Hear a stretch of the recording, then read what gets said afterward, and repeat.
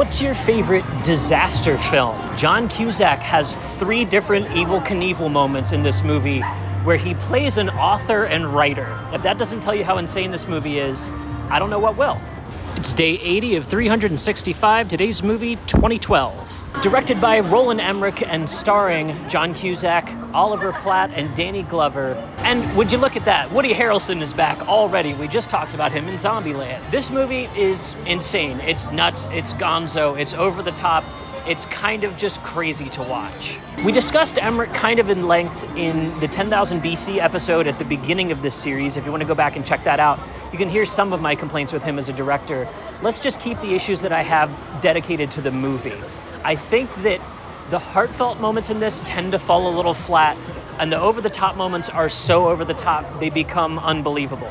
Now, that's not to say that there isn't anything that I like. Honestly, the first half of this movie is pretty great. I really enjoy it. It has a jump the shark moment, though, where I feel we switch from realistic to full sci-fi, and that's where I just kind of lose interest and stop enjoying the movie. They have to go to India to get the readings on the planet that they need in 2009, and by 2012 they have full spaceship command centers that can call up 3D models of tsunamis as they happen. What the fuck? If they could develop that technology, they couldn't develop a way to save the Earth? At least in the core, they built a machine to fix things instead of just watch things fall apart. As a teen, I will admit, I loved the spectacle. I saw this in theaters, which is probably the best way to see it, and it blew my mind. There are full sequences of this that I was like, how did they pull this off? The CGI is so good and so realistic at times that I just really loved it.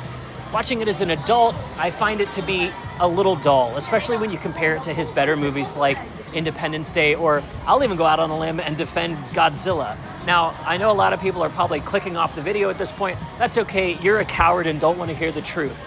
As a real Godzilla fan, oh, look at the shirt I'm wearing. I think that any Godzilla is good Godzilla. And if you're mad at this movie, but would watch something like The Lost World Jurassic Park, they're basically the same movie, and Zilla is even bigger, even tougher, even cooler. So let's be honest, Roland Emmerich did an at least okay job there. His okayest job, though, might end up being this movie. When I look at his filmography, this one falls exactly in the middle for me. It's not as bad as something like a Geostorm, but it definitely ain't as good as Independence Day. 2012 decides to forego any connections to the Mayan calendar and instead give us a climate change story, metaphor, allegory, however you want to put it. And that part works. I actually really enjoy that. The stuff that doesn't work so much for me are the ways that it just kind of meanders around with this. It gives us every kind of weather except a tornado, and I feel like at least then they could have just thrown it in for good measure, right? Like, just do it all. If it sounds like I'm not a fan of this one, it's true, but I did do my due diligence, and I found 3 things that I really liked about 2012. The first thing that I really love are the effects. If I had to pick one that I absolutely adore the most, it is the plane escape from LA. I used to walk around Santa Monica all the time before I moved here to Seoul, and so I'm very intimately familiar with where that airport is and how that flight path would actually end up, and it's kind of logistically works. The best part is watching the subway come barreling out of the ground as the tectonic plate lifts up. That kind of an image is absolutely amazing and blew me away as a teen. And I'll even admit, watching it on a laptop screen this time, I still loved it.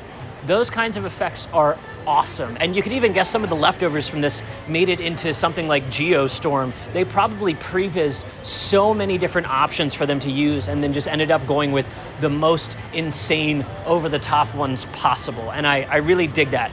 If there's one I like the least, it's Woody Harrelson's death. The initial visuals are awesome. The ground lifting and bubbling and the explosion of the volcano underneath of Yosemite. All of that is awesome, but it just turns into a dust cloud by the end of it, and that starts to air into that point of like Fantastic Four: Rise of the Silver Surfer, I need to be afraid of a cloud, and I'm just not afraid of a cloud. I get it. It's a cloud of noxious burning gas, but it's not as visually cool as a tectonic plate lifting or a giant plane Evel Knieveling a Bentley out of the back of it into the Chinese wilderness. This movie has a lot of cool moments. It has some not as cool, but overall, I gotta give the effects on an Emmerich movie a 10 out of 10. They really know how to blow me away there. The second thing that I love about 2012 is the optimism. This movie makes our main character actually call attention to the fact that he is an optimist.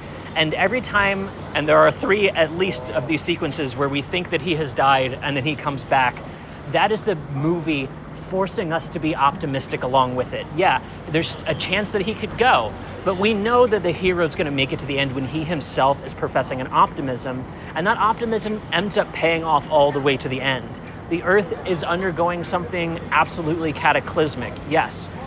But the Earth will survive it as well, because we see these cycles happen every 13,000 years as the poles shift, as ice ages happen, as things happen around our world where we adapt and survive or we die. And adapt and survive is what they choose to do. I love that this movie makes that its central thesis, all the way up to the point that it has us wondering if the animals are gonna make it. Are the kids gonna make it? What kind of movie are they putting on display here? Because we'll watch some people eat it and really eat it hard, and we always are left wondering, will the main characters make it out of this? This is something that a movie could play around with and could have killed off one of the parent figures if it wanted to. It instead chooses, no, the central family is safe, but only if you're willing to be optimistic about it. I just really dig a movie that asks that of me. And this is a director that's willing to kill off main characters when need be, but he's also a big budget first person. This is a guy that understands that the large crowd isn't here to have their heart totally broken. We don't always need to be John Wicked. We don't always have to kill the dog. And sometimes we can even let the stepdad survive and let people kind of fall in love with him too. The third and final thing that I like so much about this movie is that our characters are giving actual performances. Chiwetel Ejiofor is bringing a character that Bill Pullman brought in Independence Day, but now with a new message, not so jingoistic, not so Americanized, but a call to the rest of the world that if we're going to survive the coming climate change doom, we have to look out for each other. That's the only way to make it through. Individualism will kill us. And they were talking about that in 2012. I'm living up here in 2025 where individualism is turning America into a fascist fucking nation. And so to see somebody talking about this over a decade ago with optimism, with awesome effects that I hope didn't kill the CGI team to make, I just am really moved by that. Sure, it doesn't have the gravitas of a president talking to the entire world at once, but instead we get a character that chooses to emote to everyone around him. It's his emotions that shift the tide in his favor, because Oliver Platt's character is, for all intents and purposes, calling all the shots here. And he's asking for them to be a traitor to him. That in and of itself should speak to the importance of having a heart for humanity, and that's what we get at the end of this movie. Now, I know I just said I don't really like the sci-fi trappings, but I can still see the heart of what we're talking about here, and that's what I really enjoy.